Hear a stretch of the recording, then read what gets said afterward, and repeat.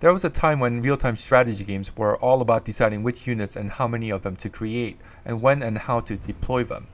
And Total Annihilation, which was all about having a clusterfuck of units and controlling them in mass scale, and pitting them against another clusterfuck and seeing whose ton of shit is greater, is a prime example of such games. But recently, games began to focus on individual units. They started to focus on in-game customizations and specializations of individual units, gameplay mechanics like a cover system that demanded players to micromanage each unit, and moving away from building bases and defending them because, well, it just seems stupid to have 5 units defending a base, right? Now, none of this is necessarily bad. Whether it's good or bad depends entirely on the game. Some games, like Company of Heroes, focus on micromanaging individual units in a way that's fun. Some do not. But what is undeniable is that this focus on micromanaging individual units has changed real-time strategy games. These games have pretty much taken the strategy out of real-time strategy games. There's certainly an element of strategy involved. You make a lot of choices in these games. You decide how many units should specialize, you decide from which angle and when to approach a group of enemies, you decide how many and which units to leave behind to defend a checkpoint, and so forth. So it's not a lack of decision making that I'm lamenting. It's a lack of overall vision in completing the missions. There's an element of acting as a general and deploying your troops that's missing with these RTSs. You're given a mission, say, to go from point A and overtake point B, and in these games, you mostly go from moment to moment and decide along the way what to do. When playing traditional strategy games, you had an overall strategy in mind. Send a scout to explore the map and find out what kind of units the enemy has, focus on creating these units for attack purposes, leave these units behind to defend the base, leave these units to roam around the map and provide support whenever needed, and so forth. Of course, you do make in-game decisions and are often forced to adapt as surprises pop up, and yes, micromanaging your units often is the difference between successfully deploying a strategy and failing the mission. But I would say that, for the most part, you form a vision for completing the mission and you stick to it. Now, micromanaging units can be fun to do, so I'm not saying that the game shouldn't focus on it, but it seems that most games focus too much on micromanaging or on just building units and sending them off and observing what happens.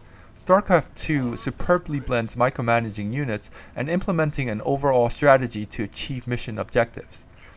The graphics engine is just incredible. It's not the prettiest game, but it's plenty pretty. What's most impressive though is that it can handle hundreds of units on screen, so the game isn't limited to micromanaging 20 to 30 units, but instead allows you to create as many units as you want, even allowing you to group hundreds of units together. So the immediate focus of the game is on playing the role of a general and ordering what and where to build and where and when to send your units to accomplish your objectives. And it makes a huge difference what strategy you employ. For example, in one mission of a build base in point A and attack point B variety, you have to escort convoys moving from point A to point B, and these convoys are going to be attacked at various points along the way, so you have to build up an army to protect them. The first time I played this mission, I decided to build a huge army to escort the convoys and forego building support bunkers throughout the path to point B. That was a bad strategy. I found out while I was busy fending off the enemy at point A1, the convoy was already on its way to point A2, and by the time I caught up to it, it was already being attacked. I barely completed the mission. On my second try, I decided to build a fuck ton of bunkers and station SVCs, which are units that can repair the bunkers, near them while providing the convoys a smaller group of escort units. That time, I breezed through the mission and even had time to achieve a secondary objective. You often get to choose which mission to pursue first from a set of 3 or so missions, and the main motive for choosing one over another is the unit that will be introduced. The mission briefings tell you ahead of time which units will be introduced and what their strengths are, so if you're the turtling type, you'll probably accept a mission that introduces a defensive unit before you accept a mission that introduces an offensive unit, so you can have a defensive unit at your disposal in consequent missions. Also, you get to upgrade units and special abilities before selecting missions, meaning that you're constantly made aware of the strategy that you like to implement before missions. Do you choose to upgrade a slow tank type unit or a swift scout type unit? Do you research combining tech lab and reactor and thus speeding up the process of accessing certain units? Or do you research the ability to drop newly found units anywhere in the map and thus enabling you to provide support troops whenever necessary? All of these choices that you make outside the missions enable you to support your overall strategy that you're looking to employ for each mission. On the micromanagement side, the interface is methodically laid out so that selecting groups of units, and you can group the units however you want and assign them to keys, and controlling and ordering them around is a cinch, and multitasking is only limited by your APMs. On top of that, some of the units have special abilities that you have to manually deploy, so good micromanagement is pretty much key. And some of the missions emphasize micromanagement. One of the build base in point A and attack point B mission type has you being chased by a supernova that's burning up a planet and forcing you to move from west to east. So you only have a few minutes to gather enough resources and build units before transplanting your entire base to another area, all the while battling Protoss forces. The mission is extremely hectic and really forces you to micromanage so you can build up your forces as quickly as possible, and at the same time keeping in mind your overall strategy by scouting the next forces that you're bound to run up against and building the units to counter them. The campaign is just a wonderful blend of both micromanaging units and implementing an overall strategy to achieve mission objectives. Furthermore, the campaign is expertly balanced and each mission is meticulously designed. The first 3 missions introduce you to the type of missions that you'll encounter in the campaign. Missions in which you're without a base and control only a handful of characters and your objective is to go from point A to point B. Missions in which your objective is to build up a base in point A and destroy point B. And missions in which your primary objective is to defend and hold out against a horde of enemies. And while none of the missions introduce anything particularly new, they're nicely varied and expertly balanced. Each mission type features various scenarios and objectives that make each mission feel very unique. For example, one of the missions in which you're taking a handful of characters without building a base from point A to point B has you guiding a ghost with 2 special abilities, which are taking control of and incapacitating one enemy unit, and your goal is to destroy the enemy base. An alternative to that mission, as you're given a choice between 2 missions, has you controlling a Spectre, a ghost hybrid of sorts with 3 different abilities, which are being able to temporarily absorb certain amount of damage, and briefly stunning and causing damage on a group of enemies, and draining a friendly unit of health points to increase your energy points. Plus, in the Ghost mission, you get a few additional units at various points that you're able to control, but in the Spectre mission, you only control the Spectre, but are provided with an endless supply of support units to help you complete your mission. And more than that, the 2 missions differ in level design. The Ghost mission's level is more spread out, as are the enemies. The Spectre mission takes place in a smaller area, and there are hordes of enemies grouped together. They feel very different, even as the hero characters you control are somewhat similar in that they both permanently cloaked long-range units. One mission focuses on finesse and stealth, the other mission has you using brute force. And the other missions of this type are unique as well. The point I'm trying to make without describing all the missions is that each mission is unique, and for this reason, although I grouped them loosely together into 3 categories, it could easily be argued that there are actually 29 mission types.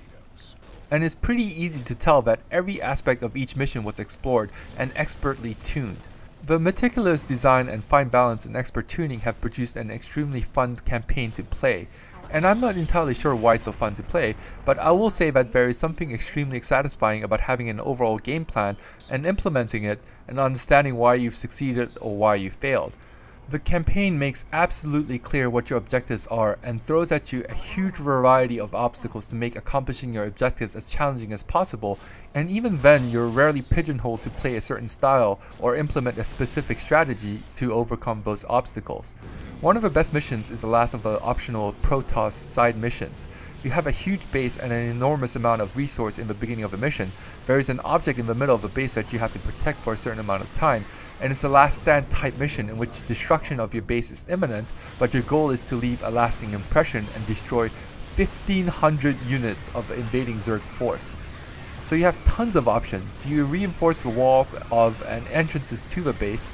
Do you build your defense around the structure that you're supposed to protect and the core of the base where your buildings are located, since defending the entire base is a daunting task?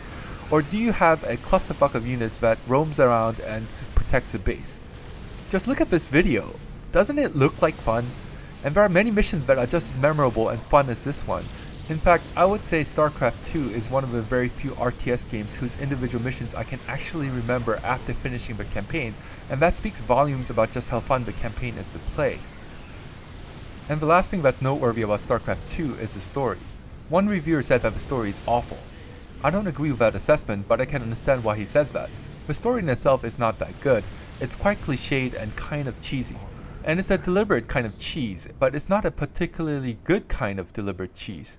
A lot of jokes fall flat. There are some good lines that some of the units utter when clicked upon, but for the most part the humor falls somewhere in between It's Always Sunny in Philadelphia funny and Full House funny.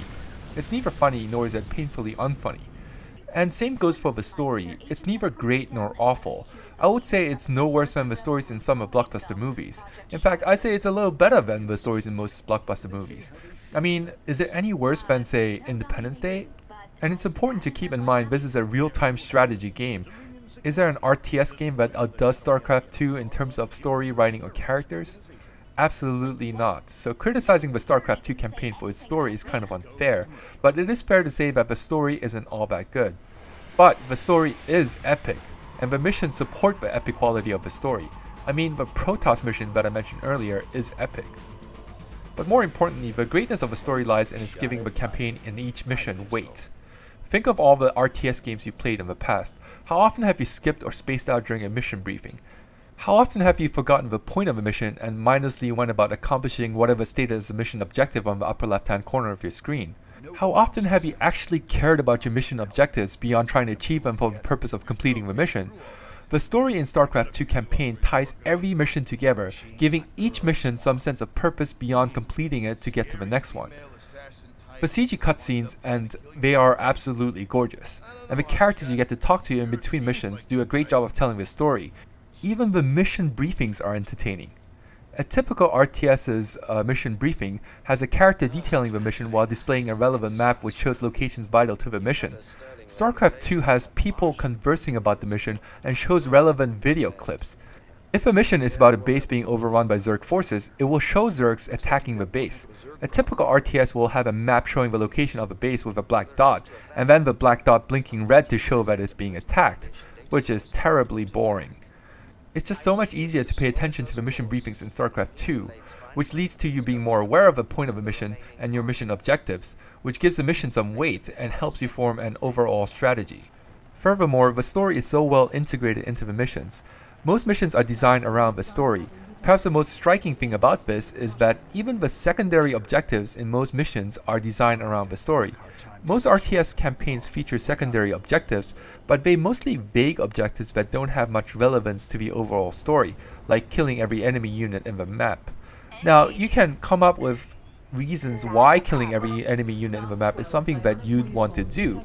Certainly, doing so would be a boon to your war efforts, but it's not like you care to do it or have any reasons for doing it beyond achieving the secondary objective. But StarCraft 2 story makes you care for the missions, even the secondary objectives of those missions. For instance, a subplot in the story has you trying to save a colony. The last of the missions in that portion of the story has you trying to help the colony evacuate before a Protoss force destroys the entire colony. The colony is spread over 6 or so groups all over the map. Your main mission objective is to destroy the Protoss force before it destroys the colony. The way the Protoss force is going about destroying the colony is to go from one group to the next and eradicating the colony one group at a time. The last group just happens to be in your base, and your main objective is to keep that last group alive. Basically, it's a kill or be killed type mission. The secondary objective is to save 4 of the 6 or so groups. In a typical RTS, you probably wouldn't care to achieve secondary objectives unless achieving them means earning bonus points that you can use to upgrade your units or something along those lines. StarCraft 2 also gives similar incentives for achieving secondary objectives, but it's more than that. You feel strangely compelled to help as many of the groups escape as possible.